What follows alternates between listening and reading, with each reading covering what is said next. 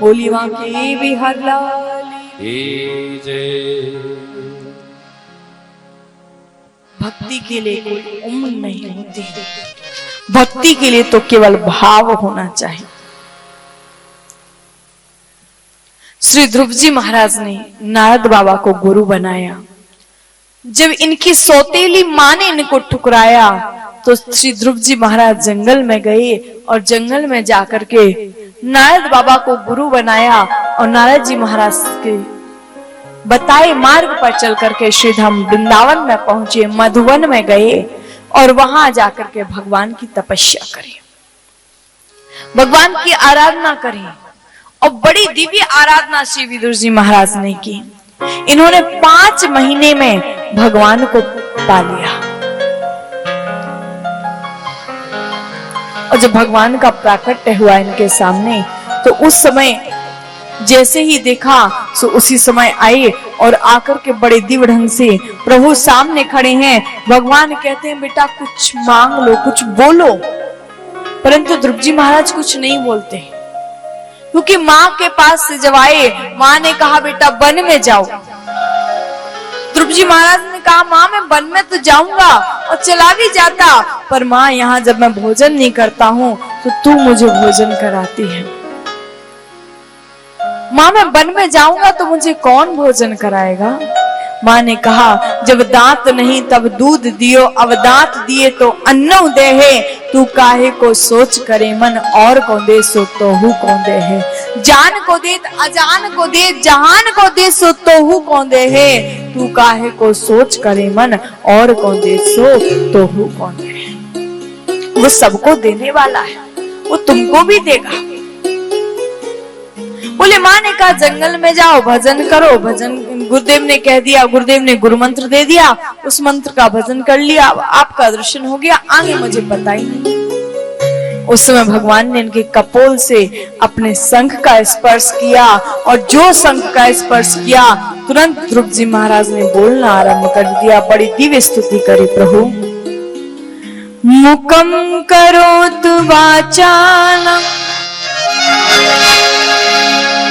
आज ध्रुव जी महाराज कहते हैं प्रभु आपकी कृपा है, आपकी कृपा के कारण ही तो गूंगा बोलता है, आपकी कृपा के कारण ही तो अंधा देख पाता है। श्री सूरदास जी महाराज जिनके नेत्र नहीं थे परंतु बिना नेत्रों के भी श्री सूरदास जी महाराज प्रभु के स्वरूप का वर्णन कर देते थे।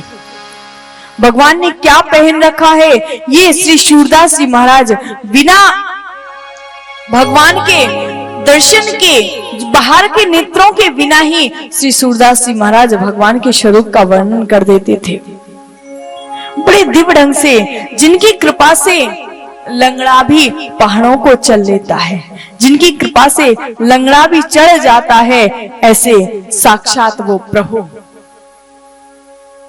भगवान आपकी कृपा से तो सबको सब कुछ मिल जाता है। आज प्रभु आपकी कृपा मुझ पर भी बरस गई है। आज जो प्रहलाद जी पर कृपा बरसी और श्री ध्रुव जी महाराज बड़ी दिव्य स्तुति मेरे प्रभु की करते हैं, भगवान से कहते हैं यो अंतः प्रविश्य मम वाच्मि मां प्रसुप्ता संजीवयत् खिल शक्ति धरा स्वधा अन्यास्य हस्त चरण श्रवणत्वगादि प्राणान्नमो भगवती पुरुषाय तुभ्यम्। प्रभु मैं आपको क्या दूंगा। भगवान मैं जिस जुबान से बोल रहा हूँ वो जुबान भी आपके द्वारा दी हुई है। प्रभु यदि मैं सोचूं इन हाथों से मैं आपको कुछ दूं तो भगवान ये हस्त कमल भी आपके द्वारा दिए हुए हैं। भगवान अगर मैं चरणों से आपकी परिक्रमा करता हूँ तो फिर प्रभु ये चरण भी मेरे आपके द्वारा ही दिए हुए चरण हैं। भगवान मेरे पास में कुछ भी नहीं है जो मैं आपको दे सकूं, पर हाँ भगवान एक चीज है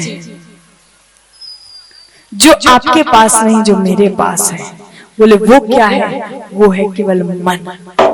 वास्तव में मन एक ऐसी चीज है जो मन भगवान के पास में नहीं है।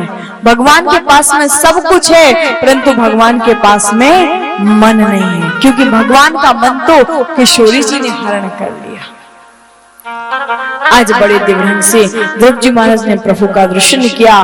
भगवान ने इनसे कहा जाओ जाकर के तुम राज्य करो, और बड़े दिव्य ढंग से श्री ध्रुव जी महाराज ने आकर के बड़े दिव्य ढंग से फिर राज्य किया।